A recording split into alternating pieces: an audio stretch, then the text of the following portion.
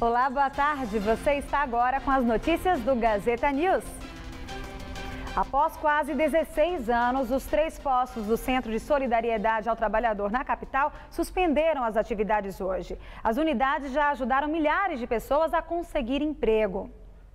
Depois de 16 anos, hoje realmente foi o último dia de atendimento do centro. O convênio, em parceria com o governo federal, vence amanhã, mas até o momento não foi renovado. Ao todo, são 3 centros em São Paulo com 155 funcionários. Todos foram dispensados. O coordenador responsável explicou à nossa equipe que ainda não teve uma comunicação oficial do governo e que aguarda o encontro com o Ministério do Trabalho e Emprego. Nesses 16 anos, quase 1 milhão de pessoas conseguiram um emprego. Em um dia normal, por aqui, passavam cerca de 2.000 pessoas.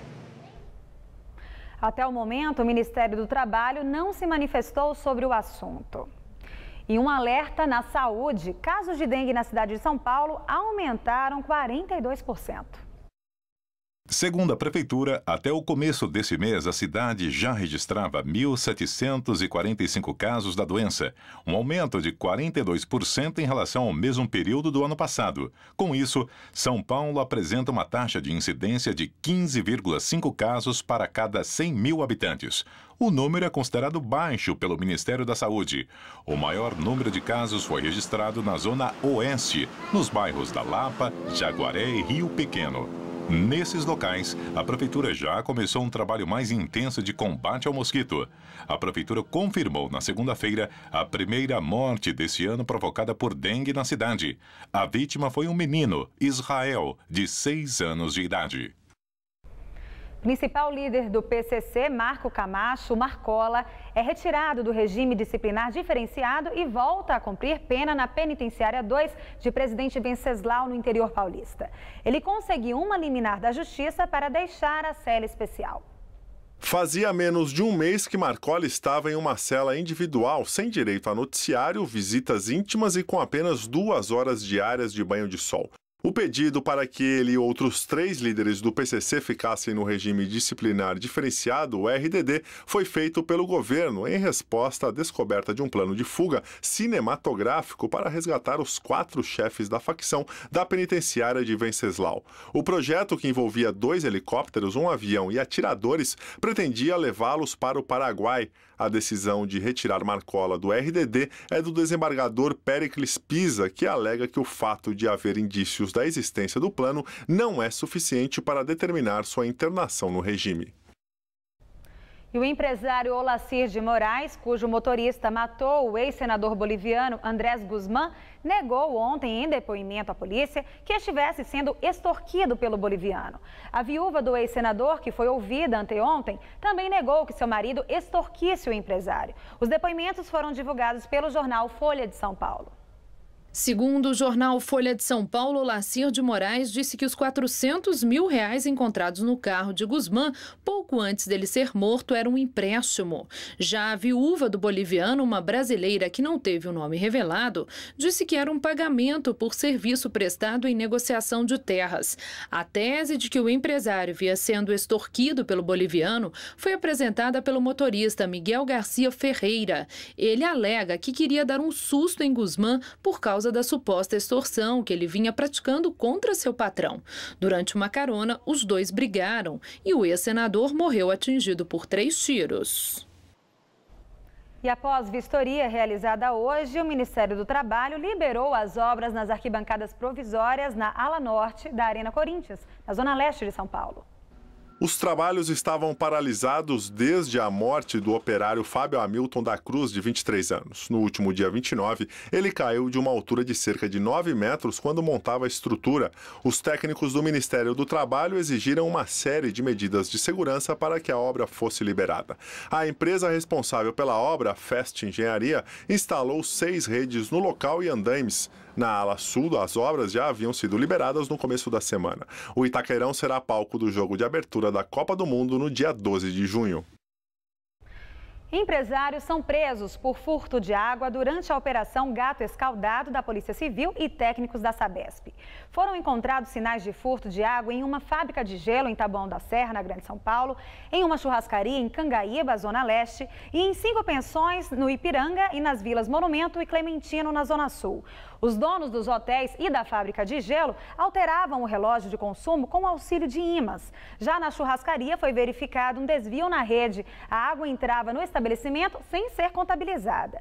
Os donos da fábrica de gelo não foram localizados. Os outros empresários pagaram fiança e foram liberados. E as reclamações de falta d'água que chegam à Agência Reguladora de Saneamento de São Paulo cresceram 115% no primeiro bimestre em relação ao mesmo período de 2013.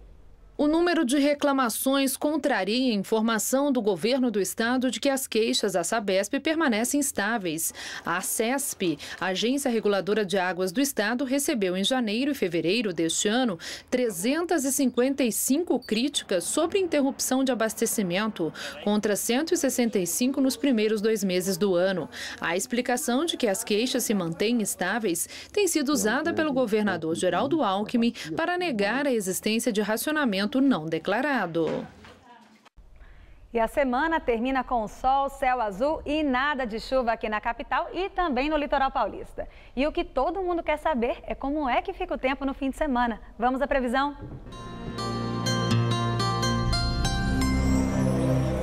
Segundo os meteorologistas, o sábado ainda vai ser de sol. Já o domingo promete ser chuvoso e friozinho. Amanhã, uma massa de ar quente ainda predomina e deixa o tempo aberto em todo o estado durante o dia. O sol aparece forte desde cedo e faz bastante calor. Mas com a aproximação de uma frente fria, nuvens carregadas provocam pancadas de chuva a partir da tarde e há risco de temporais ao longo da noite e da madrugada. A máxima vai aos 33 graus em Araçatuba e aos 34 em Votuporanga. Na região de Franca, no centro-norte do estado, a máxima fica em torno dos 29 graus. E no litoral, apesar da chuva, os termômetros batem na casa dos 33 graus em Caraguatatuba e também em Santos. Aqui na capital também tem previsão de chuva a partir da tarde, mas o sol brilha forte durante a maior parte do dia. A máxima bate na casa dos 31 graus. À noite, o tempo começa a mudar com a aproximação de uma frente fria. O domingo será de tempo fechado e chuvoso, com temperaturas que não devem ultrapassar os 26 graus. E na segunda esfria ainda mais. A máxima prevista cai para os 22 graus. Moradores de Engenheiro Marcilac, no extremo sul de São Paulo, protestam contra a falta de linhas de ônibus na região. Hoje os moradores criaram até uma linha de ônibus popular para mostrar para a prefeitura a necessidade do transporte público aqui na região. Eles fizeram uma vaquinha, alugaram um micro-ônibus e estão oferecendo o transporte de graça. Estou aqui com o Luiz, que é um dos coordenadores, do movimento. Luiz, esse protesto é para chamar a atenção mesmo das autoridades e mostrar a necessidade da criação de um transporte público para vocês? Exatamente. Esse é para provar que nós temos condições de ter um transporte. Vocês estão tirando o nosso direito. Nós estamos exatos 1 ano nessa luta para a criação do transporte. Eles ficam colocando dificuldade, empecilhos, ou seja, uma super falta de vontade do poder público. Subprefeitura de Parelheiros, APA e São Paulo Transporte. Esses 3 órgãos precisam se reunir e fazer o que nós fizemos hoje. Colocar um transporte aqui para nós. Nós provamos hoje que tem condições do transporte rodar aqui. O transporte está desde as 5h30 rodando, transportando, levando as pessoas para trabalhar, para estudar. Nós estamos em torno de 1.800 famílias aqui na comunidade que precisa desse transporte. Até o momento, a SP Trans não se pronunciou sobre o assunto. Vamos agora com as informações do trânsito. A capital registra neste momento 163 quilômetros de vias congestionadas. Começamos pela Marginal Tietê. O motorista encara tráfego pesado ali na saída da Carvalho Pinto, na direção da Castelo Branco. Essa câmera aí é na altura da Ponte Aricanduva. Agora você vê a Avenida Paulista na altura do MASP. Trânsito intenso, mas até que fluindo no sentido Paraíso e situação parecida do outro lado para quem vai no sentido Consolação. Agora corredor Norte-Sul, Avenida Moreira Guimarães, embaixo do vídeo, para quem segue na direção da Zona Sul, trânsito pesado. Acima do vídeo, quem segue para o centro, situação um pouco melhor. E na Radial Leste, movimento bem intenso no sentido bairro e à esquerda no sentido centro, o motorista desenvolve até que boa velocidade para o horário. E o Gazeta News de hoje termina aqui. Novas notícias logo mais às 7 da noite no Jornal da Gazeta e no Jornal da Gazeta, edição das 10. Fique agora com o Gazeta Esportiva.